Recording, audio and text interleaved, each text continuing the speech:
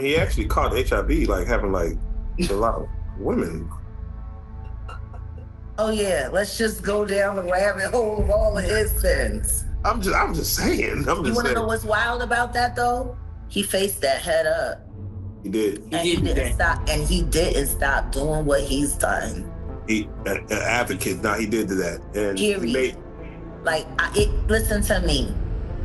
He faced that head up. How many dudes is running around undetectable? G? Come on. In the game. Man. Because I could tell you 20 right now that I could rattle off names, and wouldn't nobody be able to sue me. Ron Jeremy, Denzel Washington, Beyonce Knowles, Ellen DeGeneres, Whoopi Goldberg, Lady Gaga, Chrissy Teigen, John Legend, Joan Rivers, Rob Saget. Do you want me to keep going? They want to play with themselves. Oh, well, he's talking to code. No, I said I'm not giving my up. That's not a code. Ain't no code to that. What I know and what I don't. I know what I know and I know what I don't. I can't tell you about what I don't know. Everyone called them crazy. Orlando Brown, the unstable Disney star spouting wild theories. Jaguar Wright, the attention-seeking whistleblower naming impossible names. But as Diddy's empire crumbles and 120 accusers step forward, those delusions sound like prophecy. The internet dismissed their warnings as mental breakdowns. Hollywood ignored their allegations as career self-harm. But now, with federal charges confirmed and celebrity videos surfacing, the crazy ones were actually the only sane voices in an insane system. Tonight, discover how two outcasts exposed hip-hop's most protected secret and why speaking truth about ST disguised as mentorship almost cost them everything. For over a decade, Orlando Brown was Hollywood's cautionary tale, the Disney Channel golden boy who seemingly lost everything to substance, arrests, and public meltdowns. The narrative was simple. Another child star who couldn't handle fame and descended into madness. But what if the madness was actually a method? I feel like a lot of people understand that, you just got to be careful with what you play with when you're playing with the intelligence of a certain individual. You know what I'm saying? You gotta make sure you be careful because normally where there's smoke, there's fire. Nobody's gonna keep on, poking at the bear if there's nothing to poke at the bear with. And back then I was poking at the bear, bro. Like I was poking at the bear. Nobody was caring, and everybody thought, oh, well, just stop posting and all this, and now it's starting to make sense because it's not about hiding anymore, and a lot of people have been hiding. The timeline tells a different story. While Orlando faced arrest after arrest, DV, substance possession, breaking into buildings, he was consistently naming the same industry figures now facing federal charges. Between 2016 and 2022, during his most publicized breakdowns, Orlando was documenting a pattern of mistreatment that investigators would later confirm through raids, wiretaps, and witness testimony. The internet called it delusional rambling. Law enforcement now calls it evidence. Why wouldn't it work? Hey, no. Hey. The oosh gosh whoosh wash. Orlando's brilliant. Right. Yeah. Y'all spent time with him. We did. Yeah. He's highly intelligent. Yes. Imagine what it's been like to wear this character for this long. No. I can only... That he does is a character. Actually, the he does online is the best acting he does. Is he speaking truth? Of course he is. Jaguar Wright saw what others missed. Orlando's erratic behavior wasn't mental illness. It was a survival strategy. When you're exposing billion-dollar preds who control media narratives, acting crazy becomes protective camouflage. They can't silence you for telling the truth. If everyone thinks you're too unstable to be believed. It's levels to this, bro. Levels. It's definitely levels to this. So if you want me to act high, I'll act high. If you want me to act drunk, I'll be drunk. If you want me to say some Raven I'll say some Raven It's now we're watching these interviews, and like I've said before, it's at a 1 hour and a half, and we're not turning this into a movie. Who needs to be fired? Who needs to be fired? We're watching these interviews at 100, like Like at 100+ minutes is what I'm saying to you. And who needs to be fired for allowing me to keep sitting? What did they want to see? They label it whatever the they want to label it. That's why I don't care. They can label me whatever the they want to label me. You can't put me in a box. It's the Holy Spirit. By any means necessary, it's going to shine bright. By any means necessary. I'd have been arrested, set up, damn near almost killed every damn day. But it's how you maneuver it. The performance was sophisticated. Orlando revealed he calibrated his revelations based on platform tolerance levels, knowing exactly how much truth each interview could handle before triggering retaliation. After every appearance where he exposed too much, attempts were allegedly made on his life. His manic episodes were actually strategic retreats designed to throw Preds off his scent. I've been in the public eye since 5. And, you know, before there was an Usher, there was an Orlando Brown. Before there was a Tiana Taylor, there was an Orlando Brown. You're a legend. No denying that. Before there was a Bow Wow, there was an Orlando Brown. Before there was a Sierra, there was an Orlando Brown. The evidence destroys every narrative. Orlando wasn't the first victim, he was the first witness. While industry insiders stayed silent to protect their careers, a broken Disney star chose to sacrifice everything he'd built to document systematic mistreatment. His reward? Public humiliation, financial ruin, and being dismissed as mentally unstable. But now Diddy's behind bars. 120 accusers have come forward. Celebrity videos are surfacing. And Orlando Brown's delusions sound like prophecy. The machinery runs deeper. It's systematic quality control through intimate domination. Understanding how this network operates requires examining its operational structure, entry requirements, and casualty management protocol. They know what I'm capable of. They want to play with themselves. Oh, well, he's talking to code. No, I said I'm not giving my up. That's not a code. Ain't no code to that. I'm not bending on even no couches. Y'all ain't running up my asshole. Ain't no studio for me to go go get and be looking like somebody's honey. Get the out of here. None of that. The power structure Orlando exposed wasn't random mistreatment. It was systematic leverage acquisition. Industry executives understood his capabilities and knowledge base, which made him dangerous. When he began speaking truth, they deployed the speaking in codes narrative to discredit his revelations while keeping audiences confused about what he was actually documenting. The strategy was sophisticated. Convince the public that Orlando's specific accusations were metaphorical riddles instead of literal testimony.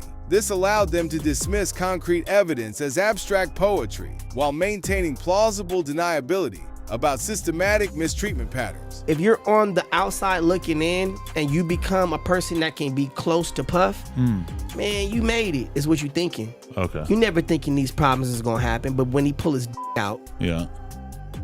you know what I'm saying? You better suck it. So if you, no, it's not just you better suck it. It's you know, you better it and suck it. Yeah.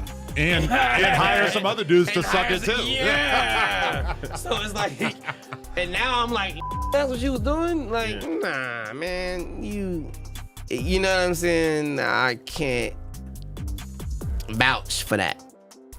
I can say you was a good friend, you was a good family member, and I can say that you was definitely, you know, a good uncle and all that. I don't know your parties and The entry mechanism was transactional. Access to Diddy's inner circle required specific sacrifices, intimate favors that served dual purposes, compromising rising stars while establishing blackmail leverage. This wasn't random predatory behavior. It was systematic quality control disguised as mentorship and career development. Federal investigators now confirm this pattern through seized recordings, financial transfers, and witness testimony. The freak-offs weren't parties. They were initiation ceremonies designed to create compromised assets within the industry hierarchy. You know, the next thing is, man, Craig Mack was the one that jumped Bad Boy off. And you know, and it got so bad that Craig Mack, who died from AIDS, that man, he got brainwashed so bad from Diddy and got done so wrong The man went to South Carolina and joined a cult with his family until he died of AIDS a few years ago. Craig Mack's trajectory reveals the Disposal Protocol, Bad Boy's first major star, whose 1993 hit Flavor in Your Ear built Diddy's empire, became inconvenient when Biggie's success overshadowed his contributions. According to recently released medical records, Mack died from HIV/AIDS complications in 2018, not the reported heart failure his family believed. The timeline is devastating. After Mack attempted to leave Bad Boy for Death Row Records in the late 1990s, Diddy allegedly forced him to buy out his own contract, financially destroying him. Mack's ex-wife reported he was afraid of Diddy and blamed the mogul for his career destruction. By 2007, Mack had fled to South Carolina and joined a religious cult, showing signs of deteriorating health that his family now realizes were AIDS-related symptoms. Industry insiders describe a pattern. Rising stars who resisted the system or knew too much either faced career destruction, financial ruin, or worse. The Craig Mack model became the template: use, compromise, discard, and silence through isolation and medical neglect. This wasn't entertainment industry success, this was corporate ST disguised as talent development, operating for decades while victims were dismissed, discredited, or destroyed. The network operates across generations, using established stars to recruit and compromise rising talent. Today's hip-hop elite didn't escape the system. They became integral to its expansion. When you saw this lawsuit that made it seem as if perhaps Diddy and Meek Mill had... I mean, to each their own, and why would they not have when they're gay rappers? They. Do you think Meek Mill's gay? We all know he's gay. Who's we? Rick Ross know he's gay. I didn't know. It's news to me. Everybody, Rick Ross knows. You think Rick Ross would sign a gay rapper? Rick Ross knows he's gay. Orlando's allegations against current superstars reveal the network's contemporary operations. Meek Mill and Rick Ross represent the system's maturation, established artists who allegedly perpetuate the cycle they once survived. The pattern follows a predictable trajectory. Victim becomes recruiter, maintaining the hierarchy through compromised loyalty. Federal court documents from Rodney Lil Rod Jones's lawsuit specifically reference a Philadelphia rapper who dated Nicki Minaj, widely understood to identify Meek Mill. The lawsuit alleges this artist engaged in intimate acts with Diddy as part of industry advancement protocols. Meek's $100,000 reward offer for proof of these allegations only intensified speculation about his desperate need for damage control. Rick Ross's involvement runs deeper than public feuds. Industry sources describe him as Diddy's muscle during recruitment operations, using his Miami connections to identify and compromise rising artists. Ross's MMG label allegedly served as a pipeline, feeding talent directly into Diddy's system through strategic collaborations and manufactured beef narratives. If a victim comes out against Usher, it'll show how egregious this is. Because if he can be a predator, then anybody can be a predator. Can't smile in your face the whole time.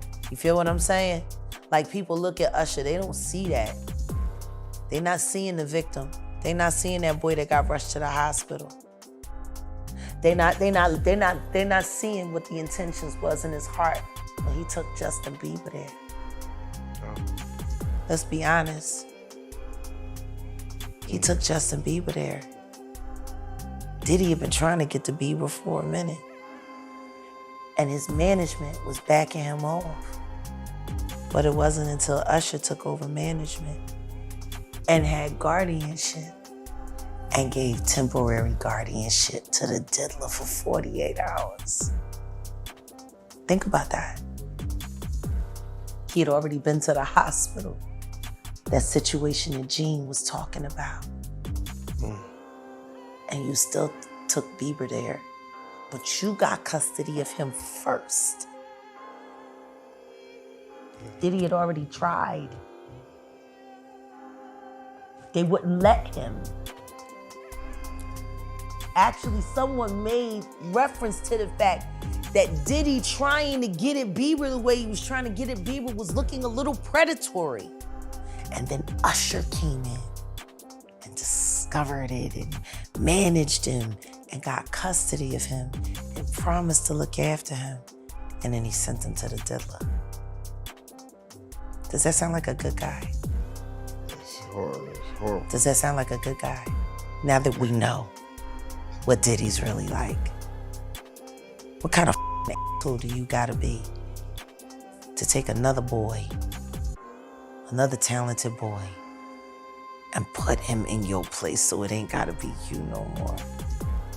Because that's what do. They get victims, and then once they get to a certain age and they get too old for them to enjoy them, they send them out to go get other young kids. The Usher-Justin Bieber pipeline represents systematic CT disguised as mentorship. Bieber was legally placed under Usher's guardianship for industry development. What happened next wasn't artistic growth. It was systematic conditioning, orchestrated by a compromised mentor protecting himself through victim recruitment. FBI investigators now examine Usher's role as facilitator rather than victim. Court filings suggest Usher deliberately delivered Bieber to Diddy's operations, knowing the consequences but prioritizing his own survival. The timeline is devastating. Bieber's documented behavioral changes, substance mistreatment, and public breakdowns correlate directly with increased exposure to Diddy's inner circle through Usher's facilitation.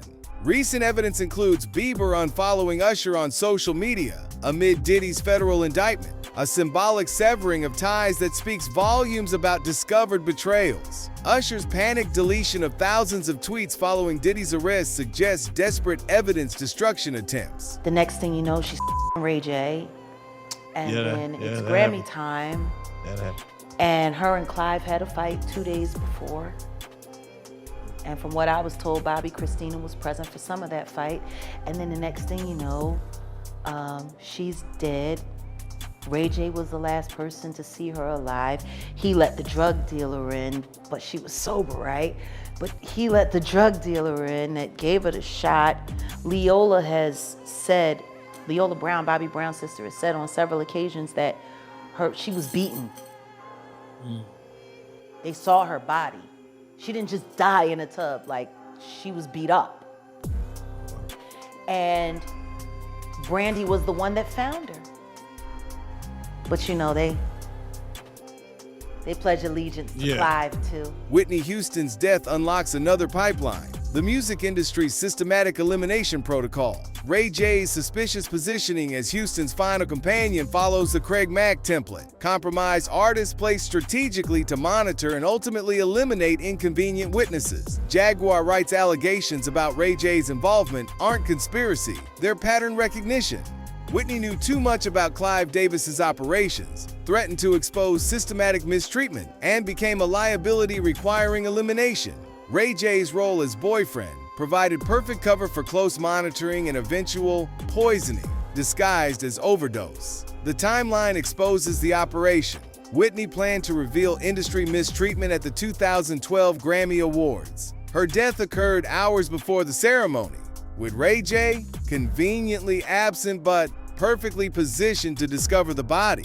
The cover story, accidental drowning with coke, provided plausible deniability while ensuring permanent silence. What Kevin Hart did in order to be where he's at. Now, I don't know if it was Kevin that pissed him off. I don't know who it was that pissed him off. But I do understand that the comedy world is nothing to play with. And since, Richard Pryor left us, God rest his soul, it's more like, everybody's trying to be Richard Pryor. And I can't put myself in position to not understand why Kevin been pissing off a lot of people. Comedically, you know what I'm saying? And I think that instead of trying to bash somebody that knows what they're talking about and bash somebody that has respect in the comedy world, I think that they need to look deeper into why is he letting this information go? Why is this information just now being released? Why, come on, why does his chain look bigger than any rapper's that I've ever seen rap? Why, out of all the comedians, does he still have a $3 million mansion in Malibu? Why, out of every single comedian, does he still get get picked on, but still looks like he's getting a check for nothing, just to sit on his couch, and everybody else look like, you know, they're has-beens. When Diddy got locked up, Meek Mill came out saying that he'll pay somebody $100 grand to investigate that he has nothing to do with anything with Diddy. Man, look, you can't take back what your received. That's just like the video that's coming out with him and Will. With Will Smith getting the Will Smith. You ain't heard the Will Smith footage? Yeah. Alright, Will Smith. Then they got the Carl Winslow. Yeah, they got a lot, bro. It's a lot coming out, bro. You know what I'm saying? And I'm gonna just keep it to you 1,000. The comedian circuit operates parallel pipelines.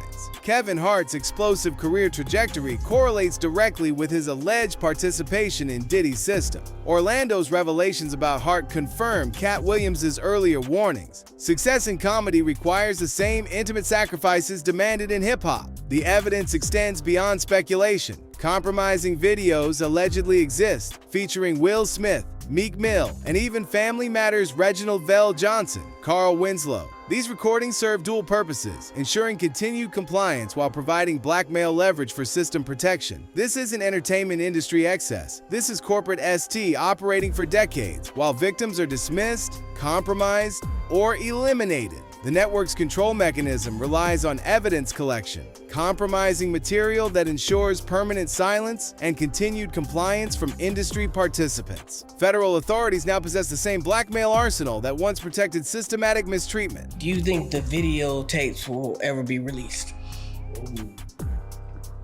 Do we live in America? You said there's a dog. Because I will tell you, if you just pay attention to the testimony, there were videos on an iPad that the employees had access to, right? And you can't tell me, anyone who's watching this, they've been anywhere and something was going down and somebody said, hey man, give me a copy of that. Right? Yep. I mean, we can go back to the R. Kelly tape. That was VHS. You know how hard it is to make a copy of a VHS? and it was probably 30 or 40 of them tapes in every neighborhood. Right? Now we talking about digital. Now we talking about, hey man, airdrop me that video. Right? Hey. Spread like wildfire. Exactly. Because I am pretty sure either through the dark web or through one-sided consent of some sort, it's going to be released. The legal confirmation arrives through federal court filings. Attorney Ariel Mitchell confirmed that a witness possessing celebrity mistreatment footage will testify before grand juries investigating Diddy's operations. This isn't speculation. It's documented evidence about to surface in federal proceedings. The witness, described as holding extensive recordings of celebrities being victimized, represents the prosecution's nuclear option against decades of systematic silence. Federal prosecutors already possess terabytes of video evidence seized from Diddy's properties during September 2024 raids. These materials allegedly include recordings of A-list celebrities in compromising situations, some consensual, others clearly coercive. The authorities' strategy involves using this evidence to pressure cooperation from industry insiders who previously remained silent due to their own compromised positions. Court documents reveal that Diddy's freak-offs weren't private parties. They were evidence-gathering operations designed to create permanent leverage over participants. Professional recording equipment, multiple camera angles, and systematic cataloging suggest sophisticated blackmail infrastructure rather than spontaneous, intimate encounters. Then I saw acts that I walked in on. Who'd you walk in on? Him and Dwayne Martin. Okay. Hollywood is the hurry up and wait game. So 3 minutes later, after them telling me, hey, you got eyes on Will, we need him to come watch this. So I'm running all over the studio. He's not in his dressing room. I go to the cafeteria. I'm like, well, but I see his car there. I'm like, where's this guy at? So now I'm holding Dwayne down too, so I have the keys to his dressing room. So I'm like, yo, and they're calling I'm on walkie-talkie and they're calling my cell phone. Yo, we need to get Will here. And I'm like, yo, kind of down. Like, I'm trying to find this. Like, this is unlike him, right? So, all right, I open the door to Dwayne's dressing room, and that's when I see Dwayne and having sex with Will. Let me process that for a second. There was a couch, and Will was bent over on the couch, and Dwayne was standing up, killing him. Brother Bilal's eyewitness testimony about Will Smith and Dwayne Martin represents the breakthrough that destroys Hollywood's protective silence. His detailed account of discovering Smith in a compromising position with Martin wasn't gossip. It was sworn testimony from someone with insider access who's now willing to risk everything for truth. The timing reveals strategic planning. Bilal waited until Diddy's arrest to surface his allegations, understanding that federal investigations would provide protection from retaliation. His detailed description of the encounter, including specific location details, timing, and context, suggests authentic witness testimony rather than fabricated claims seeking attention or financial gain. Smith's legal team's immediate denial and threatened litigation indicate panic rather than righteous indignation. Their response pattern mirrors other compromised celebrities caught between federal cooperation requirements and public image preservation. Bilal's willingness to face potential lawsuits while promoting his expose book demonstrates confidence in his testimony's accuracy. I don't have to do with Puffy, so y'all can stop all that meetings.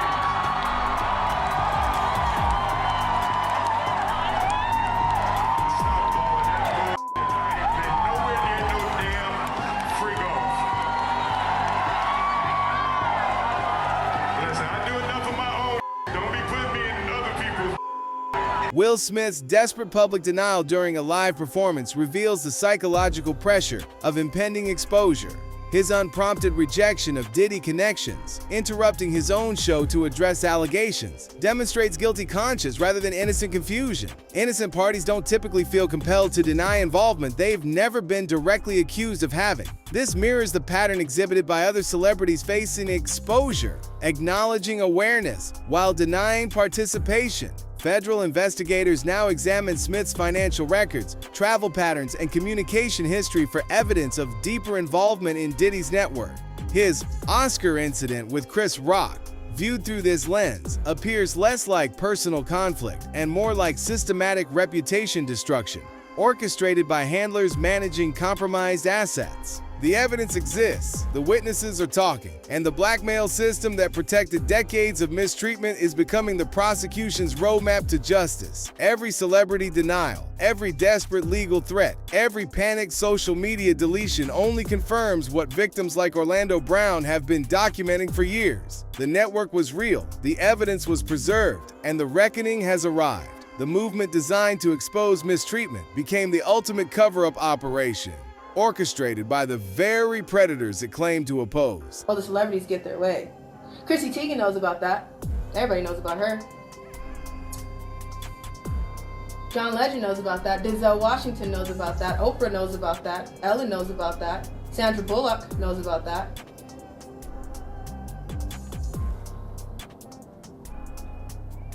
Unfortunately, after a second, Melissa McCarthy knows about that. Jimmy Kimmel knows about that.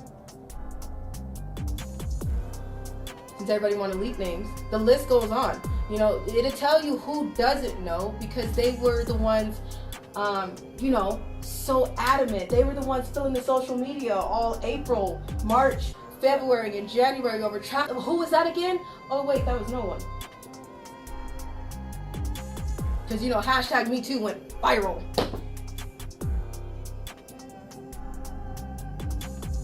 The celebrities that have been pushing, the blue checkmark people that have been big since the beginning. Ally Carter's revelation destroys everything. Blue checkmark celebrities who dominated Me Too weren't allies. They were participants managing public perception while operating criminal enterprises. This wasn't grassroots activism. It was sophisticated damage control by compromised industry figures. He actually caught HIV, having a lot of women.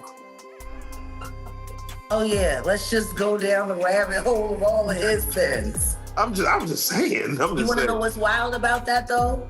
He faced that head up. He did. And he didn't stop. And he didn't stop doing what he's done. He an advocate. Now he did that. And period. Listen to me. He faced that head up. How many dudes is running around undetectable? G. Come on. In the game.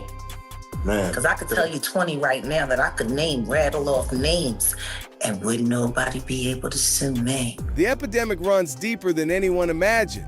Jaguar Wright's bombshell revelation about HIV positive celebrities walking around undetected exposes the network's biological crisis component. These aren't isolated cases. This is systematic infection used as leverage and control. The same celebrities championing Me Too are allegedly carrying diseases they contracted through the very system they claim to oppose. Federal health authorities now investigate whether systematic HIV transmission was used as blackmail enforcement. Victims who threatened exposure face not just career destruction, but deliberate infection designed to ensure permanent silence through medical dependency and social stigma. Ron Jeremy, Denzel Washington, Beyonce Knowles, Ellen DeGeneres, Whoopi Goldberg, Lady Gaga, Chrissy Teigen, John Legend, Joan Rivers, Rob Saget. Do you want me to keep going? The coordinated nature becomes clear through Ally Carter's industry connections. The reckoning has arrived.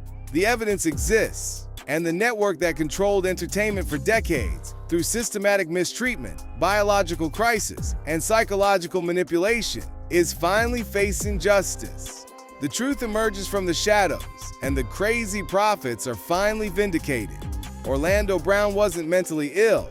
He was documenting systematic mistreatment while everyone laughed. Jaguar Wright wasn't conspiracy theorizing. She was exposing T networks while celebrities played victim. The movement designed to help survivors became the weapon that silenced them. Federal evidence confirms what outcasts warned about for years. The reckoning has arrived. Videos exist. Witnesses are talking. Federal prosecutors possess blackmail evidence that once protected the network. The ST operation masquerading as entertainment industry mentorship faces justice through the very evidence it created to maintain control. What happens when the heroes become villains and the villains become heroes? When will accountability finally reach those who weaponize victimhood against actual victims?